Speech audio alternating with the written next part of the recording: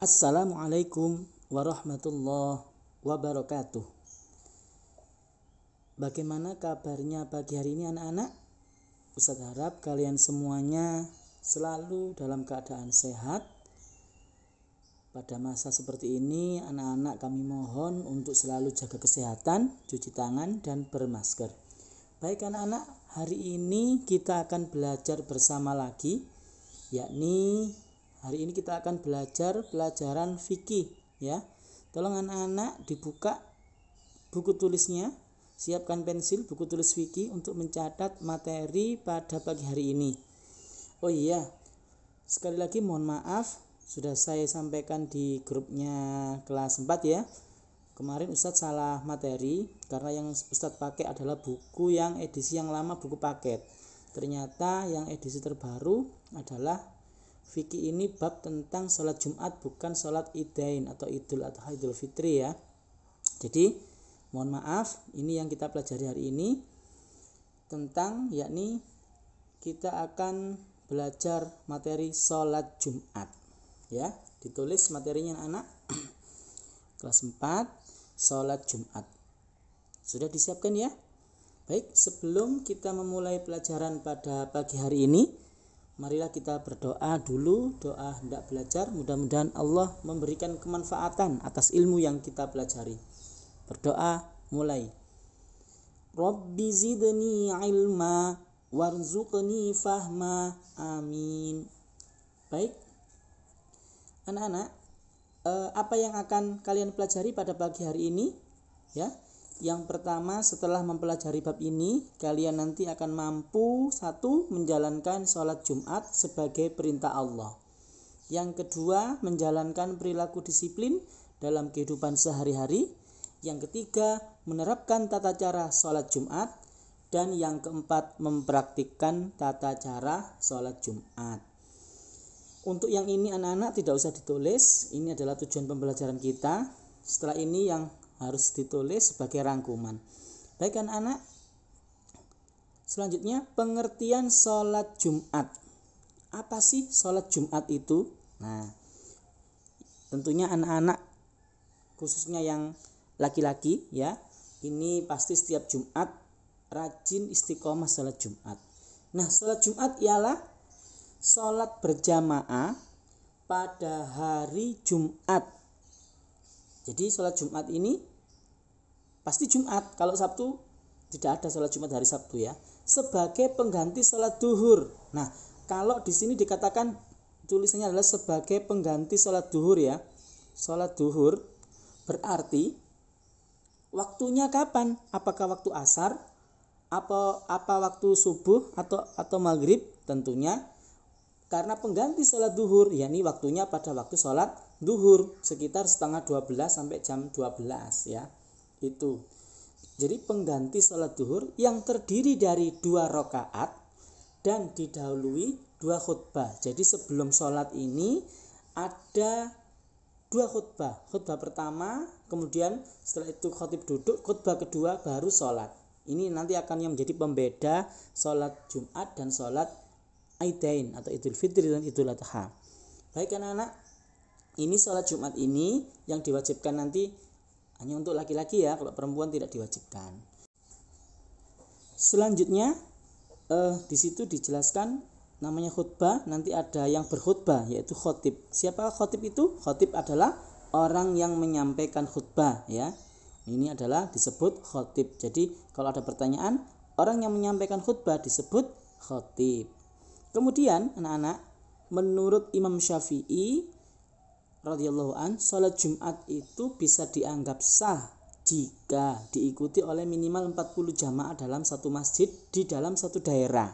Ya, misalnya di desa kalian ternyata yang salat Jumat hanya 10 orang, maka belum sah, harus memenuhi minimal paling sedikit 40 jamaah ya. Ini bisa dikatakan sah. Baik, selanjutnya anak-anak, rukun khutbah. Ada yang dinamakan rukun, ada yang dinamakan syarat. Apa sih rukun itu? Rukun itu sesuatu yang ada di dalam ibadah. Karena kenapa? Karena ia merupakan bagian dari ibadah tersebut. Jadi rukun itu pekerjaan yang dilakukan dalam ibadah yang wajib dikerjakan. Jika ditinggalkan maka tidak sah. Ini namanya rukun pekerjaannya ya. Apakah rukun khutbah itu? Yang pertama yakni mengucapkan pujian kepada Allah. Bagaimana pujian kepada Allah ketika khutbah?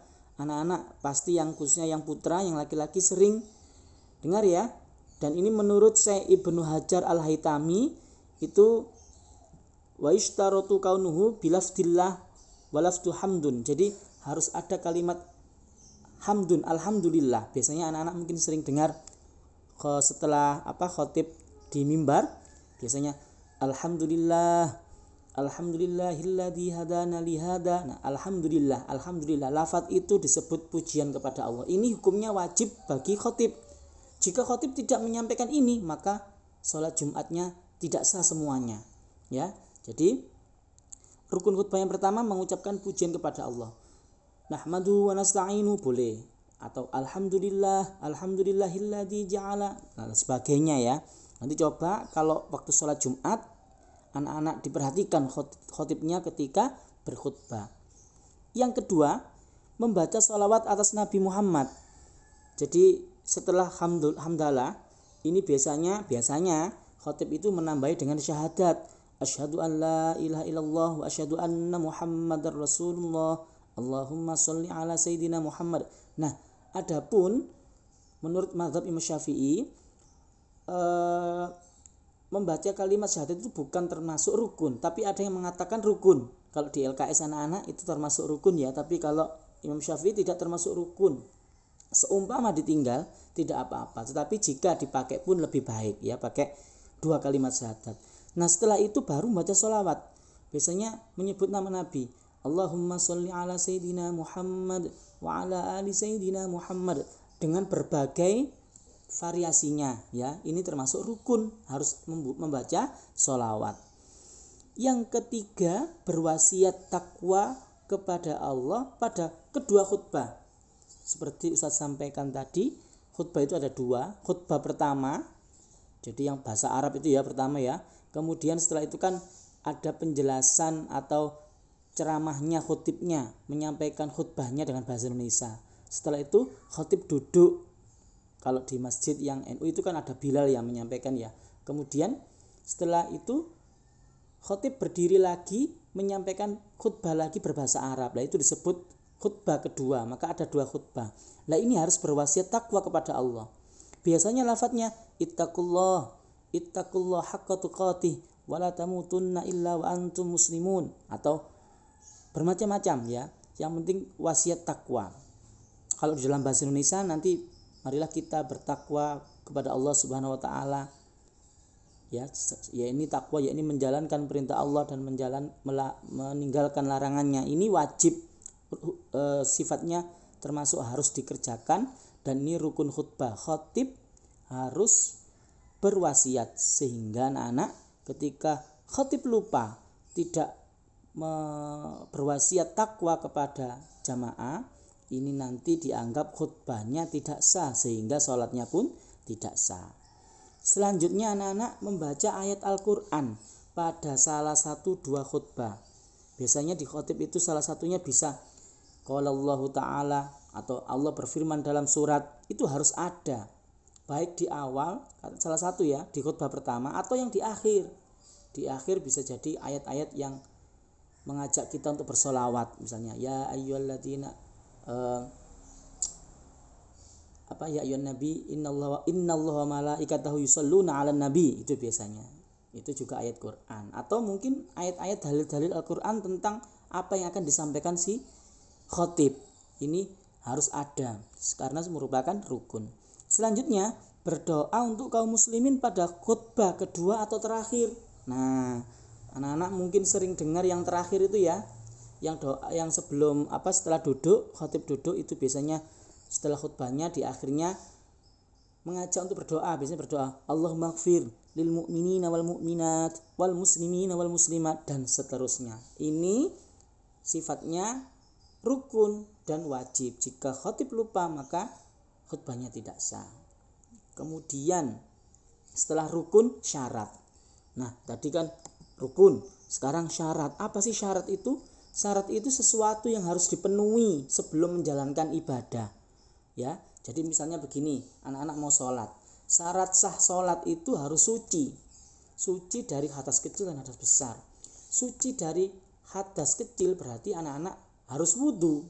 Maka ini termasuk syarat, sebelum sholat harus wudu. Nah, ini sesuatu yang harus dipenuhi sebelum menjalankan ibadah. Nah, syarat khutbah juga begitu. Apa syaratnya biar khutbah itu sah? Yang pertama adalah anak-anak ya. Yang pertama, khatibnya harus laki-laki. Maka tidak boleh khatib perempuan.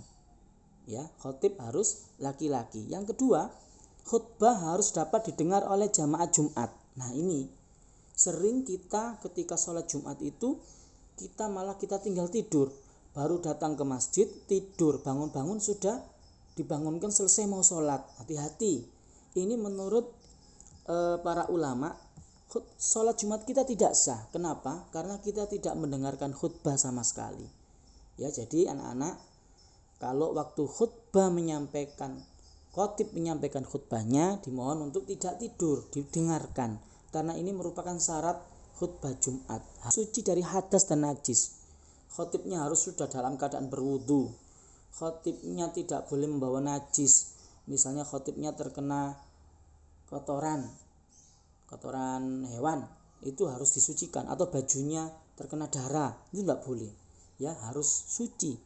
Seumpama di tengah-tengah khutbah, khatib ini kentut, berarti kan wudunya batal.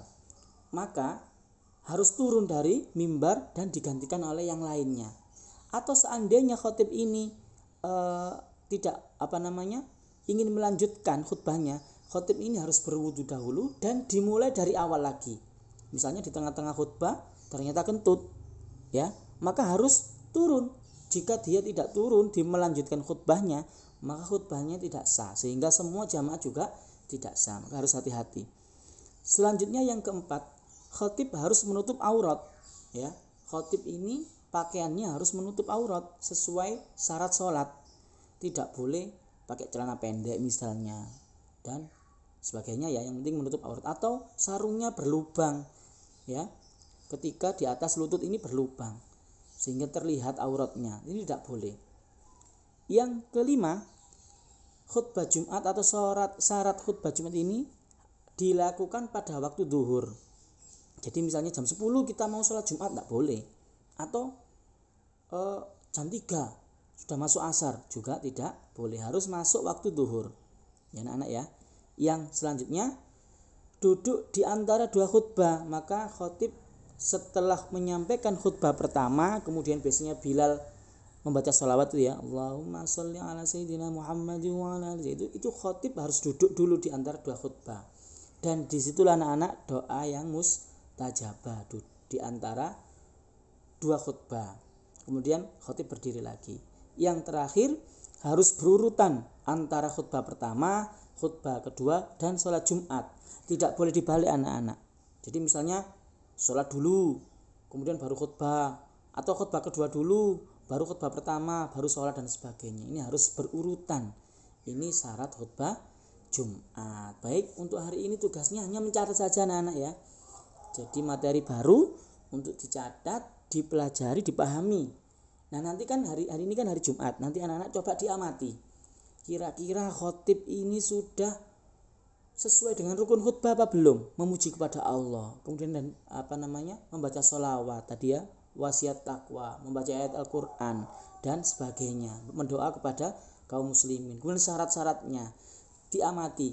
Besok kita akan biar pelajaran ini bisa kita terima dengan baik, gitu ya, bisa kita praktekkan nantinya. Baik anak-anak, sekian yang bisa Ustaz sampaikan, kurang lebihnya mohon maaf. Selamat belajar. Wassalamualaikum warahmatullahi wabarakatuh.